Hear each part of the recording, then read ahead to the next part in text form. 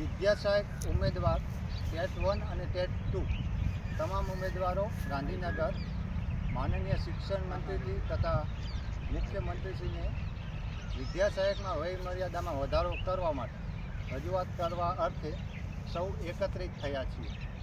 ત્યારે છેલ્લા 3 મહિનાની રજૂઆત કરવા છતાં પણ હજુ સુધી વિદ્યા સહાયકમાં જે પ્રમાણે વય વધારો આપવો જોઈએ અથવા તો થવો જોઈએ એ થયો નથી। હવે પ્રશ્ન એ છે કે વય વધારો શા માટે થવો જોઈએ? તો એના ઘણા બધા કારણો છે। જેમ કે વર્તમાન સમયની અંદર 2011થી ટેટને વેલિડ ગણવામાં આવી છે કે 2011 પછી જેટલી પણ ટેટ લેવાની છે એ બધી માન્ય રહી છે।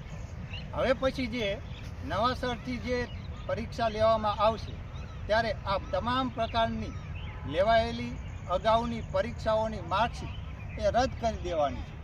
એવા સંજોગોમાં એક તકના ભાગરૂપે વયમર્યાદા આપવું ખૂબ જરૂરી છે। નંબર 2, કોવિડના સમયની અંદર આખું રાષ્ટ્ર પ્રભાવિત હતું અને એની અસર દરેક ઉમેદવારોને, યુવાનોને, મહિલાઓને તમામને થઈ હતી। તેમ જોતાં અગાઉ પણ વય વધારો આપ્યો છે, તો હાલમાં પણ જે ભરતી છે એમાં પણ વય વધારો થવો જોઈએ। વય વધારો કેટલો કરવો એ સરકાર પર ડિપેન્ડ છે। એના પર યોગ્ય નિર્ણય લે, ત્વરિત એના પર કાર્યવાહી કરે અને આગળ શું વય મર્યાદા આપવી એને લઈને એક ચોક્કસ નિર્ણય પર આવે, જેથી કરીને ઉમેદવારોમાં એક પ્રસન્નતાની લાગણી ઉદ્ભવે।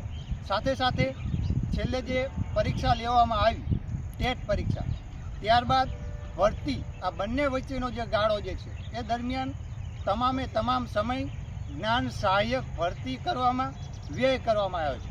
અહીં તમામ ઉમેદવારો જે પણ વય મર્યાદાનો વધારો કરે સરકાર એને માન્ય અમે રાખવા માટે તૈયાર છીએ, પણ અમારી એક જ માંગ છે, વય મર્યાદામાં વધારો થવો જોઈએ। સરકારનું સૂત્ર છે સૌનો સાથ સૌનો વિકાસ। સાથ તો સૌનો લેવામાં આવે છે, પણ વિકાસ ફક્ત નામ માત્રનો ઉમેદવારોને અન્યાય કરવામાં આવી રહ્યો છે। ત્યારે અમારું એક જ માંગ સાથે કે અમે જે શિક્ષિત બેરોજગારો છીએ જેનું દિવસે ને દિવસે પ્રમાણ વધતું જાય છે અને એના માટે જો કોઈ જવાબદાર હોય તો સરકાર જ કહી શકાય, જે વય મર્યાદો વધારો ન આપીને આવા ઉમેદવારોને અન્યાય કરે છે।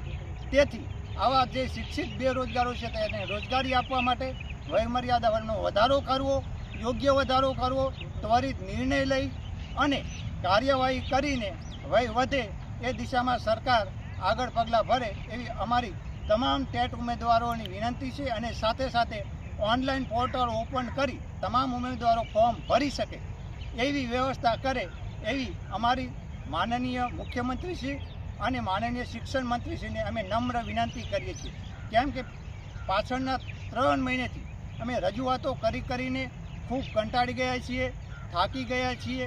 રોજે રોજ સમય કાઢી રોજે રોજ અમારે ગાંધીનગરના ધક્કા ખાવા પડશે। એટલે હવે આ વસ્તુ જે છે એનો હવે અમારો પણ અંત આવી ગયો છે અને અમે કંટાળી ગયા છીએ।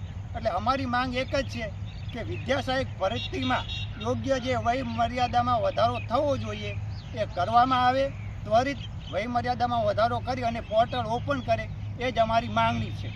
વિદ્યા સહાયક ભરતીમાં વધારો કરો, વધારો કરો। વિદ્યા સહાયક ભરતીમાં વધારો કરો, વધારો કરો। વય મર્યાદામાં વધારો કરો, વધારો કરો। વય મર્યાદામાં વધારો કરો, વધારો કરો। વિદ્યા સહાયકને ન્યાય આપો, ન્યાય આપો। વિદ્યા સહાયકને ન્યાય આપો,